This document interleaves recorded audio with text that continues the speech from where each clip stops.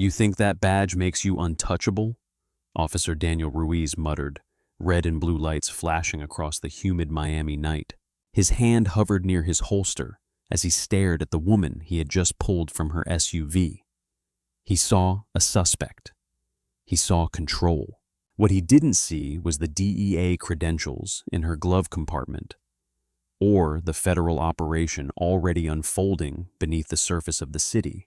He thought this was just another stop on Biscayne Boulevard. He didn't know that before sunrise the cuffs wouldn't be for her. This is the story of arrogance colliding with a federal drug investigation. If you believe justice still matters, stay with me, and don't forget to like, comment, and subscribe. Miami at night carried the weight of heat that refused to leave. The air smelled of salt gasoline and distant rain that never quite arrived. Special Agent Aaliyah Carter of the Drug Enforcement Administration drove slowly along Biscayne Boulevard, her rented gray SUV blending into the late evening traffic. Neon lights from rooftop lounges shimmered across her windshield in streaks of red and electric blue. The city was loud, restless, alive, but she felt the stillness underneath it, the tension that always hummed when a shipment was about to move. Aaliyah was 38, tall and athletic, with the posture of someone who had learned long ago not to shrink. Her skin was a deep, even brown that caught reflections from the dashboard lights, and her hair, natural, tightly coiled, was pulled back into a low bun at the nape of her neck. A faint scar cut through her left eyebrow, a thin, pale line from a raid in Chicago years earlier, when a door frame and a flying elbow had collided at the wrong moment.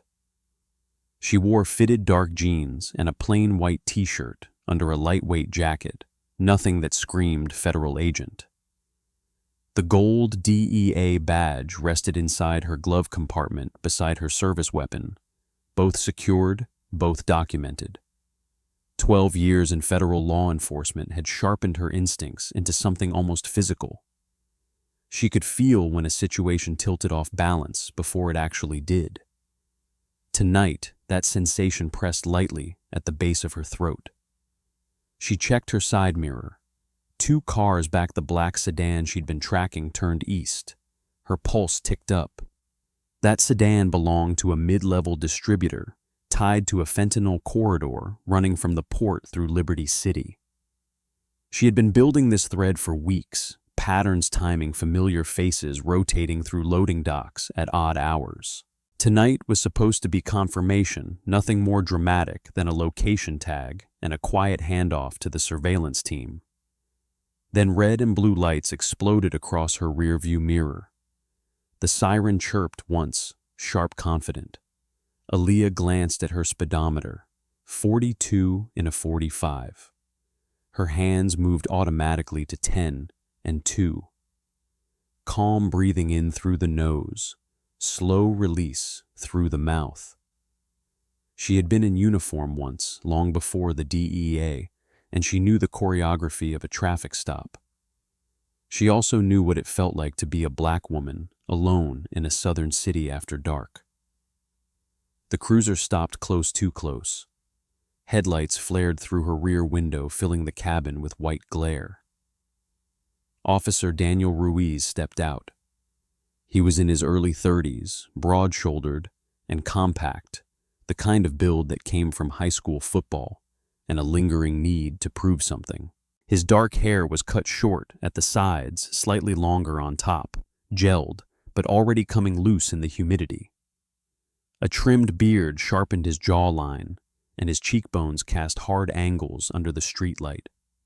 His uniform fit tightly across his chest sleeves, straining faintly at the seams. On his right forearm, visible where the cuff had ridden up a faded tattoo of St. Michael, holding a sword peeked out, ink softened with age and sun. Ruiz walked with a particular swagger, not sloppy, but deliberate, as if every step needed to be seen.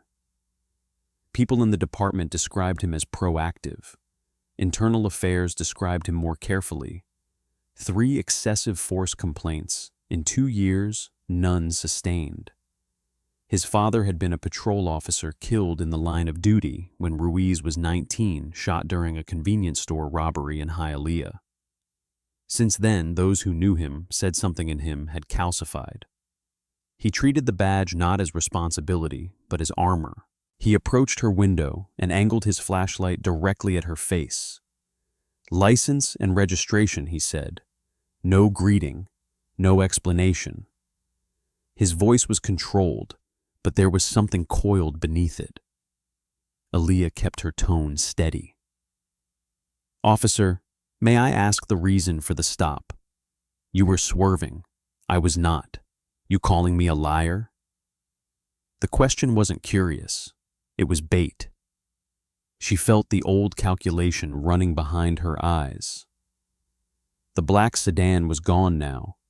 The mission thread was slipping through her fingers. But escalation would be worse. She needed this contained.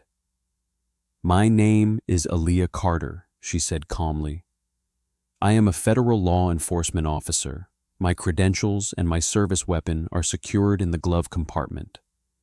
I am not reaching for anything until you acknowledge that."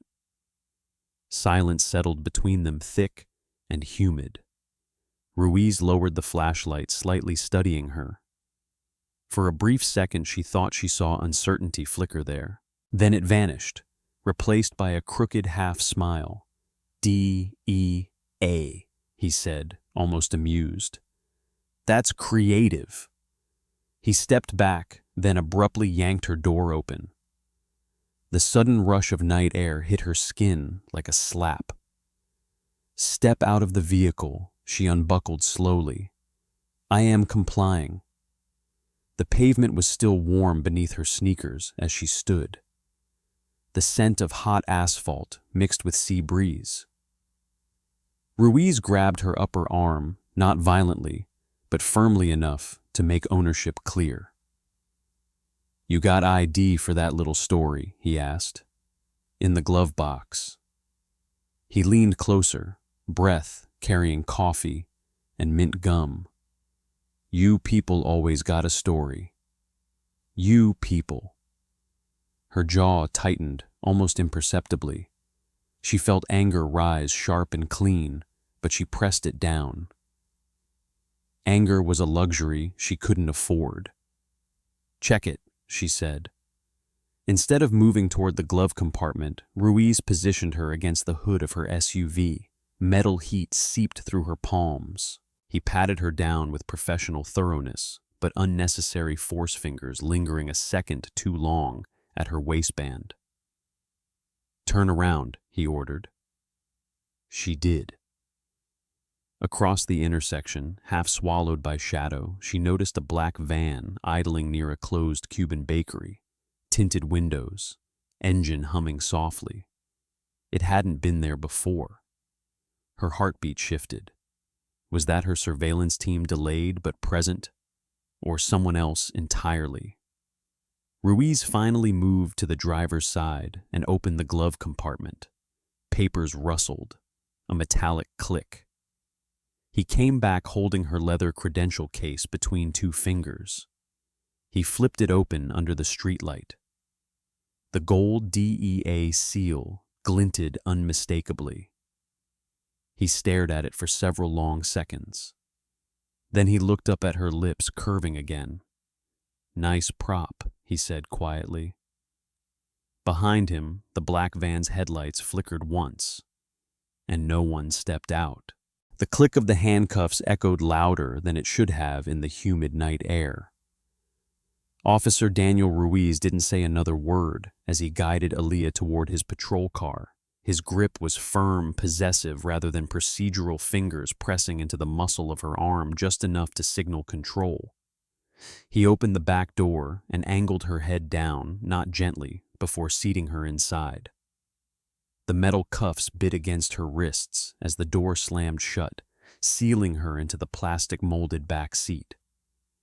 Through the partition, she saw Ruiz reach up and tap something near his collar. His body camera light flickered once and went dark. Intentional. As the cruiser pulled away from the curb, Miami blurred into streaks of neon and shadow. Salsa music drifted from an open bar patio as they passed. Somewhere, a motorcycle engine revved high and reckless. The city did not notice what was happening inside this car. It never did. Aaliyah leaned back, forcing her breathing into a slow rhythm. She cataloged everything: time of stop, tone of voice, the exact words he'd used, the flicker in his eyes when he saw the badge, and the van. The black van had not followed. That bothered her more than the cuffs. Ruiz spoke into his radio as they turned toward Midtown. One in custody, possible illegal possession. Suspect claims federal affiliation. His tone was light, almost amused. Copy came a woman's voice through static, cool-clipped professional. Dispatch belonged to Sergeant Elena Morales, though Aaliyah wouldn't know that yet. Morales was in her early 40s, sharp-featured with olive skin and straight dark hair pulled into a tight ponytail. Years behind a desk had not softened her posture. She sat upright, like she still wore a duty belt. Before dispatch, she had worked patrol in Little Havana, where she learned quickly that politics and policing were rarely separate. Her brother had once been wrongly arrested in a gang sweep, at 19 charges dismissed, but the stigma permanent. Since then, Morales trusted paperwork more than people. "Bring her in," Morales added. "Lieutenant's still here." "Lieutenant." The word settled heavily in Aaliyah's mind. The station rose from the street like a concrete afterthought, 2 stories pale and squared fluorescent lights buzzing behind tinted windows. Ruiz escorted her through the side entrance reserved for detainees. Inside, the air conditioning hit hard, artificial, and sterile, raising goosebumps along her arms. A young officer behind the intake desk glanced up. Officer Trevor Hines couldn't have been more than 23. Thin, almost wiry, with sandy hair that refused to stay combed and freckles scattered across a sunburned nose. His uniform hung slightly loose on his narrow frame, as if he hadn't fully grown into it yet. There was something hesitant about him, the way his pen hovered before writing, the way his eyes darted between Ruiz and Aaliyah, as if unsure which version of authority to align with. His academy record had been clean high marks in procedure, but he had never been tested outside simulations. "What have we got?" Hines asked quietly. "Possible impersonation," Ruiz replied. "Claims she's DEA." Hines's eyes flicked toward Aaliyah. For a brief second, doubt registered there. Ruiz leaned closer to the desk. "Log it." The cuffs were removed only long enough for fingerprints, then reapplied. Aaliyah stood still, offering no resistance, absorbing the fluorescent glare, the smell of old coffee and disinfectant. The holding room door buzzed open, and she was guided inside. The interrogation room was small and aggressively neutral gray walls, metal table bolted to the floor, camera dome mounted in the corner. She noted that this camera's indicator light was on. Good. Minutes stretched. No lawyer offered, no phone call granted. Her request to contact the DEA field office was met with, "In a minute." She replayed the stop in her mind, but another realization slid quietly into place. Someone had tipped them off. Ruiz hadn't acted confused. He had acted prepared. The body cam being disabled before transport was not arrogance, it was planning. Footsteps approached outside the room. The door opened to reveal Lieutenant Marco Del Toro. Del Toro was a large man in his mid-50s, heavy-set but imposing, with thick silver hair combed straight back and a salt and pepper mustache trimmed with military precision. His dark eyes were hooded and unreadable. He wore his rank with a careful calm, hands clasped behind his back as he entered. Decades earlier, he had survived a brutal internal investigation that nearly ended his career over a shooting deemed justified but questionable. Since then, he believed in controlling narratives before they controlled him. He sat down across from her without introducing himself. "You're making big claims tonight," he said evenly. "They're not claims," Aaliyah replied.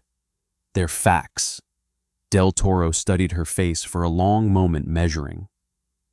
Outside the station, unseen by any of them, a black van rolled slowly past the building, once, then disappeared into the traffic flow. The shift in the room began with a knock. Lieutenant Marco Del Toro had just leaned back in his chair, studying Aaliyah, with that measured stillness of a man who believed patience could bend outcomes when the door opened without permission. A tall woman stepped in, shoulders squared, eyes sharp behind rectangular black frames.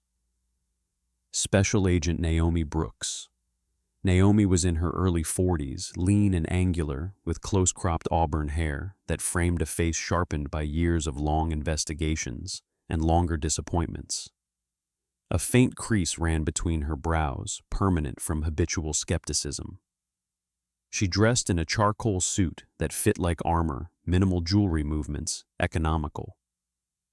Before transferring to Miami, she had worked the Southwest Border Task Force, where a blown cover operation had cost her a partner his career and nearly his life. Since then, she trusted documentation more than trust itself. "You're holding a federal agent," Naomi said, evenly. The temperature in the interrogation room dropped without the air conditioning changing at all. Del Toro rose slowly, posture unhurried, but no longer dominant. "We were verifying claims. You verified," Naomi replied, "and now you're obstructing." Behind her stood another man, broader and visibly less patient, Special Agent Victor Chen. Chen was mid-30s, solidly built with a square jaw and neatly trimmed black beard. His dark hair was cut close, practical. A thin scar ran along the side of his neck, a reminder of a warehouse raid in Houston that had turned into a knife fight in close quarters. He carried himself with quiet intensity, the kind that rarely raised its voice but never retreated either. His hands were clasped in front of him, but his eyes never left Del Toro. Ruiz, who had been hovering outside the room, stepped in at the sight of them. "That's her?" he asked, forcing a smirk that didn't quite reach his eyes. Naomi turned slightly toward him. "That's Special Agent Carter, and your Officer Ruiz." Something flickered across Ruiz's face. Not fear yet, but recalibration. Naomi placed a slim tablet on the table and tapped the screen. "We recovered live data from Agent Carter's vehicle. Audio capture began the moment you initiated the stop." Aaliyah watched Ruiz carefully. The recording filled the room, his voice casual and cutting. The fabricated, swerving claim, the dismissive tone when she identified herself. The body cam click going dark. Chen leaned forward. "You disabled department-issued recording equipment during an active stop." Ruiz shifted his weight. "Technical malfunction." Chen didn't blink. Convenient. Outside in the hallway, Officer Trevor Hines stood frozen, listening from a distance he pretended was accidental. His fingers tapped nervously against his notepad. He had believed Ruiz earlier had accepted the narrative without question. Now doubt widened inside him, like a crack in glass. Naomi slid another document across the table. "Officer Ruiz," she continued, "you've participated in 6 asset forfeiture seizures in the last 18 months, tied to logistics corridors we are actively investigating. 4 of those cases were dismissed or reclassified." Del Toro's jaw tightened, almost imperceptibly. "Coincidences happen," he said carefully. "Patterns happen more often," Naomi replied. Aaliyah felt the pieces aligning in her mind. The black sedan, the timing of the stop, the confidence Ruiz had shown when dismissing her badge. Someone had known the DEA was moving tonight, someone with access. "Who has clearance to review local patrol schedules?" Aaliyah asked, her voice steady. Del Toro's eyes flicked toward Ruiz, then away. "Internal matter. Not anymore," Naomi said. Ruiz's composure began to fray. His hand brushed his belt unconsciously, seeking familiarity in the weight of his holster. "You're blowing this up over a traffic stop." Chen's gaze hardened. "No, we're blowing this up because you interfered with a federal narcotics investigation." Silence settled again, but it was no longer humid and heavy. It was electric. Aaliyah replayed the black van in her mind. It hadn't intervened. It had observed, which meant either her team had been delayed or someone else had been monitoring both sides. Naomi turned to Del Toro. "We're requesting immediate access to patrol logs and communications records for tonight." "That requires a warrant," Del Toro said.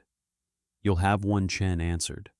From the corner of the room, Ruiz finally stopped pretending. "You don't know what you're walking into," he muttered. Aaliyah met his eyes. "No," she said quietly, "but I know someone told you I'd be on that street." The fluorescent light hummed overhead, and for the first time, Ruiz didn't smile. By dawn, Miami was already talking. Local news vans lined the curb outside Midtown Station, satellite dishes, though angled toward the sky like metal sunflowers.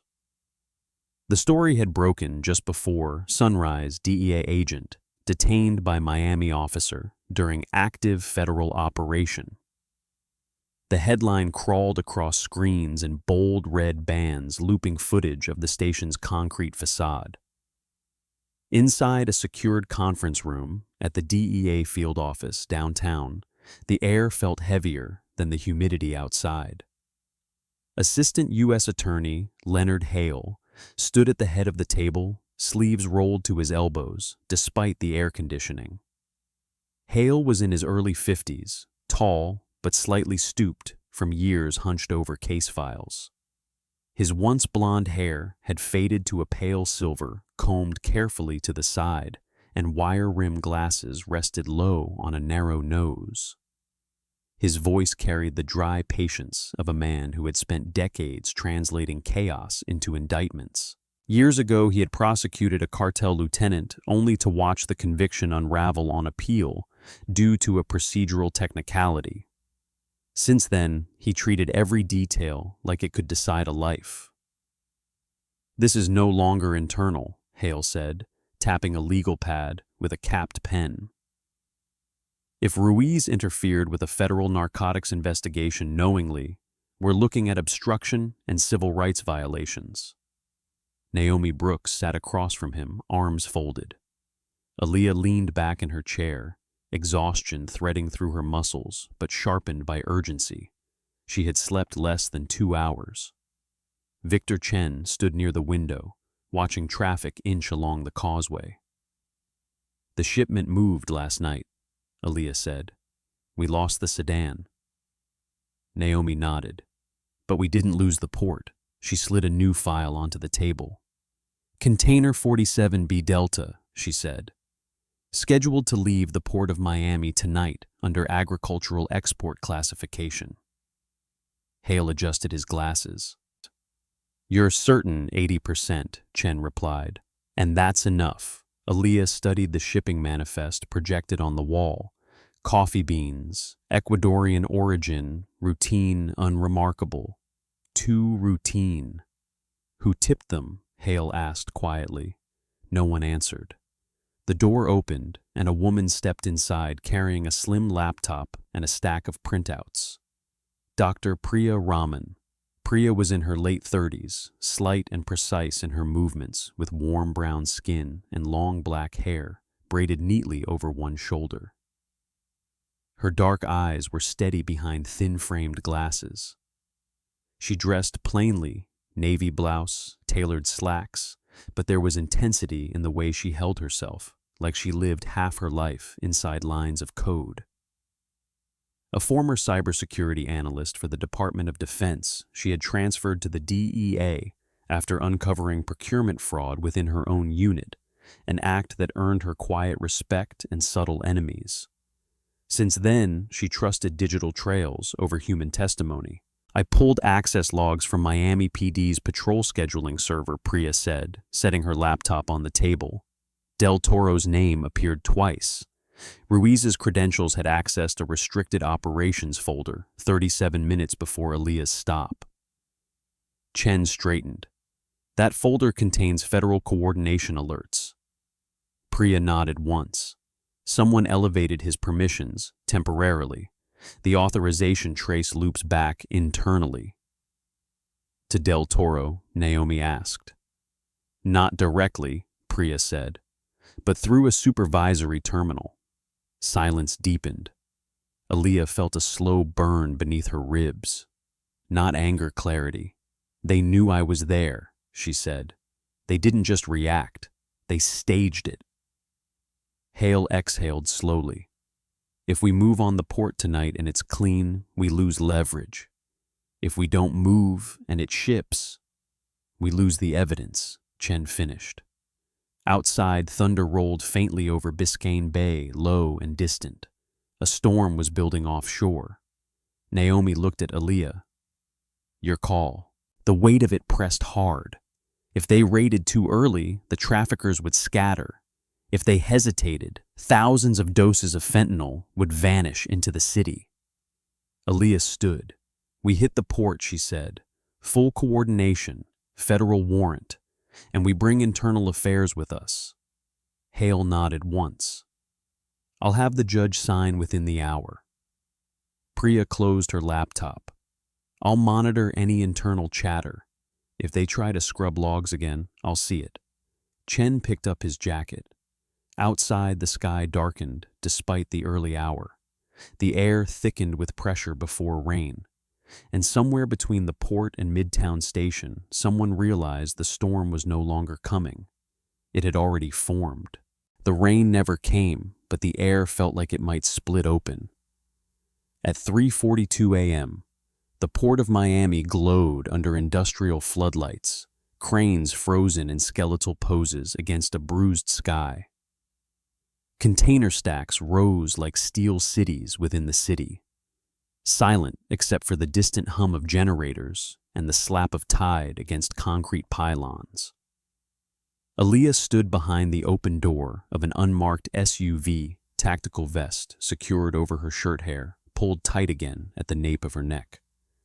The gold DEA lettering across her chest caught the light briefly before she shifted into shadow.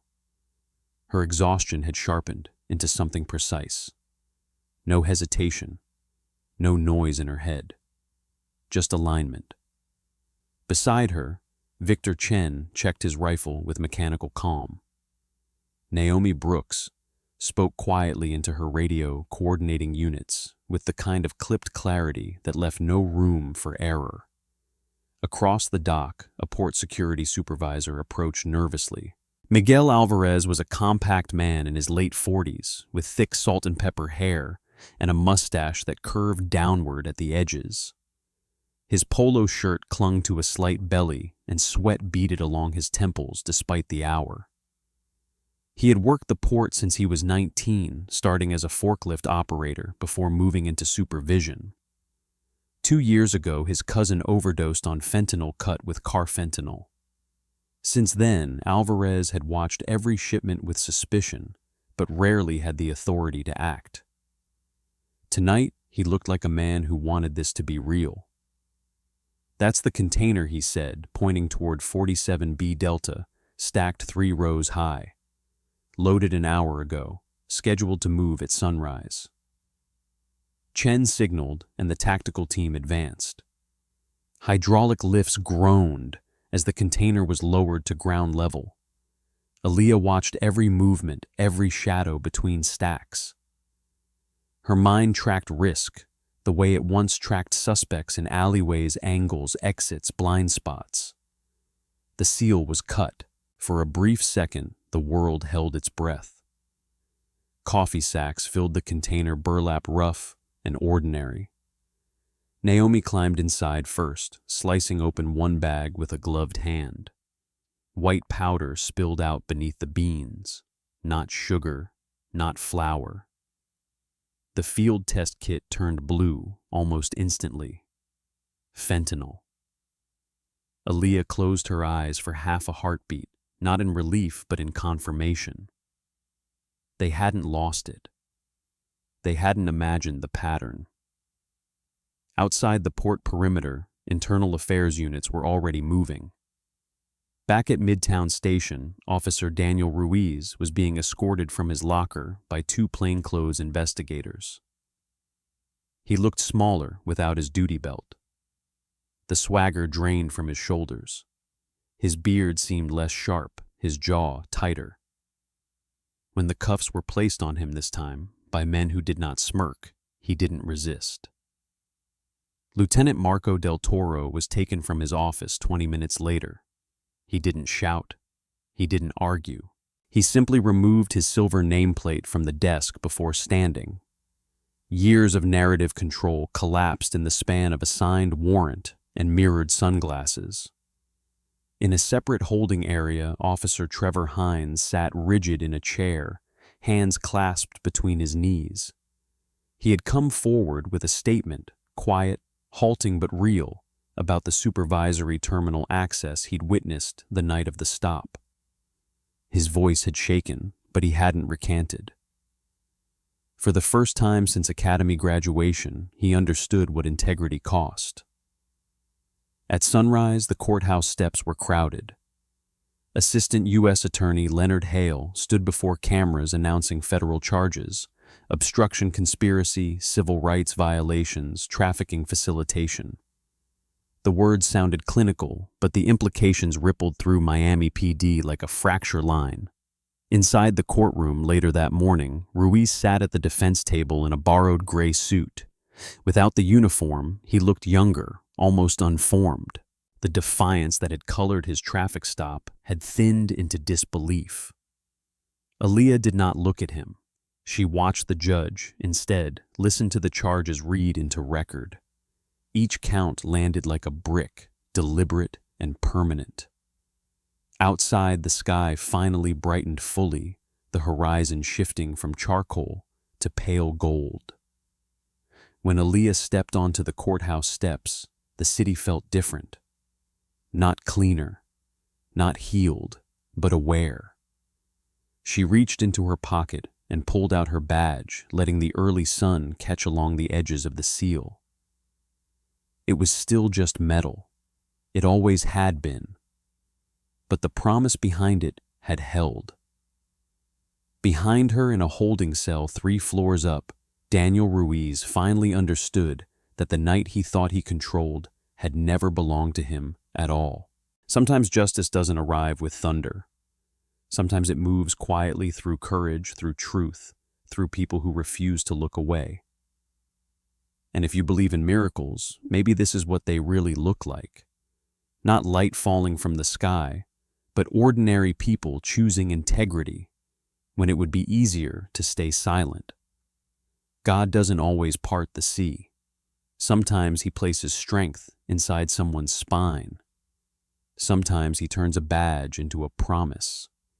Sometimes he lets the night grow dark enough so that when the light comes, everyone can see it clearly.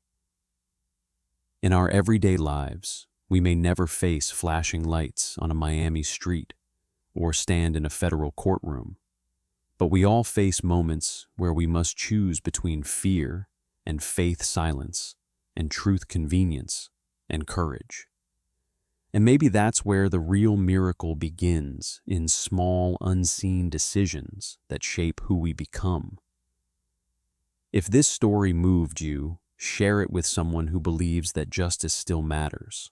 Leave a comment below and tell us what you would have done in Aaliyah's place. And don't forget to subscribe so you never miss another story of courage, accountability, and redemption. May God watch over you and your family. May He give you strength in difficult moments, wisdom in uncertain ones, and peace in the quiet after the storm.